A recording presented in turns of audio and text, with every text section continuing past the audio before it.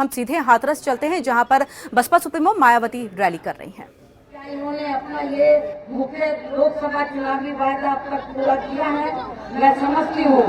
कि इन्होंने अपने इस खास लोकसभा चुनावी वायदे को अब तक भी पूरा नहीं किया है और अब इनका ये खास चुनावी वायदा भी अपने अन्य वादों की तरह ही केवल हवाई व पूरा जुमलेबाजी ही बनकर रह गया है। इस प्रकार से बीजेपी व इनकी केंद्र की सरकार ने अपने लोकसभा चुनावी वायदों का अब तक लगभग 1/4 हिस्सा भी कार्य पूरा नहीं किया है और जिन पर से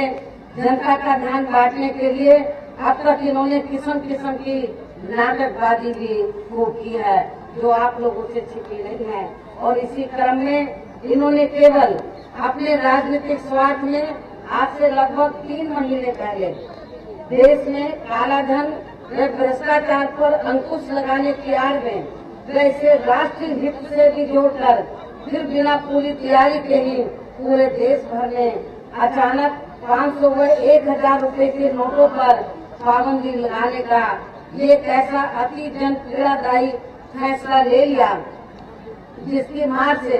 देश के लगभग 90% गरीब, मजदूर, किसान व अन्य मेहनतकश लोग एवं मध्यम वर्गीय लोग भी अभी तक भी पूरे तौर से उभर नहीं पा रहे हैं और इनके इस फैसले से अब तक पूरे देश में करोड़ों लोग बेरोजगार भी हो चुके हैं। जबकि वहीं दूसरी तरफ पूरे देश भर में एक ये भी आम चर्चा है कि बीजेपी व खासकर प्रधानमंत्री श्री नरेंद्र मोदी ने नोटबंदी के लिए गए अपने इस फैसले से पहले ही 10 महीनों के अंदर अपनी पार्टी का व अपने वरिष्ठ नेताओं का तथा अपने चहेते बड़े बड़े पूंजीपतियों व धनना सेठों का भी काला धन पूरे तौर से ठिकाने लगवा दिया था, जिसके बारे में डीएसपी द्वारा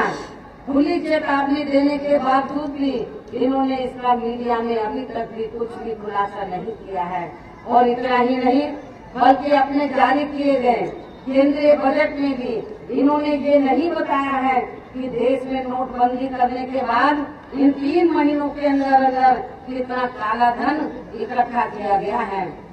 और इसकी कितने लोगों को सजा दी गई है। ये केंद्र की सरकार ने कल जो इन्होंने अपना बजट रखा उसमें नहीं बताया है। इसलिए इससे ये स्पष्ट हो जाता है कि इनका ये नोटबंदी का फैसला केवल अपने राजनीतिक स्वार्थ में अपने लोकसभा चुनावी वायदों पर से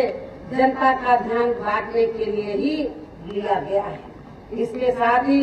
इस बार का भी इनका ये केंद्रीय बजट इनके लोकसभा चुनावी वायदों की तरह ही केवल हवाई व खोखलाई साबित होने वाला है। अर्थात इनके बजट में खासकर चुनाव को ध्यान में रखकर दर्शाए गए आंकड़ों के मकर जाल से भी अब यहाँ जनता गुमराह होने वाली नहीं है। इसके अलावा अपने विरोधियों पर भ्रष्टाचार के जबरदस्ती के गलत आरोप लगाने वाली इस पार्टी ने व इनकी केंद्र की सरकार ने भी खासकर यहाँ अपने चहेते ललित मोदी, विजय माल्या व अनेकों घोटालों में फंसे भ्रष्ट लोगों को तो अभी तक भी बचाया हुआ है। जबकि इस मामले में हमारी पार्टी की रही सरकार ने यहाँ भ्रष्ट लोगों के खिलाफ काफी सख्त कानूनी कार्रवाई की है, जिसके अनेकों उदाहरण आप लोगों के सामने हैं। इस प्रकार इन सब बातों को ध्यान में रखकर अब मेरा यही कहना है कि बीजेपी व प्रधानमंत्री श्री नरेंद्र मोदी ने अब तक केवल एक ही अपना खास चुनावी वायदा ये पूरा किया है कि इन्होंने देश में अपने खास चहेते बड़े बड़े पूंजीपतियों व धनना सेठों को पहले से भी और भी कई गुना ज्यादा मालामाल व धनवान बना दिया, जिनके धन व बल की मदद से ही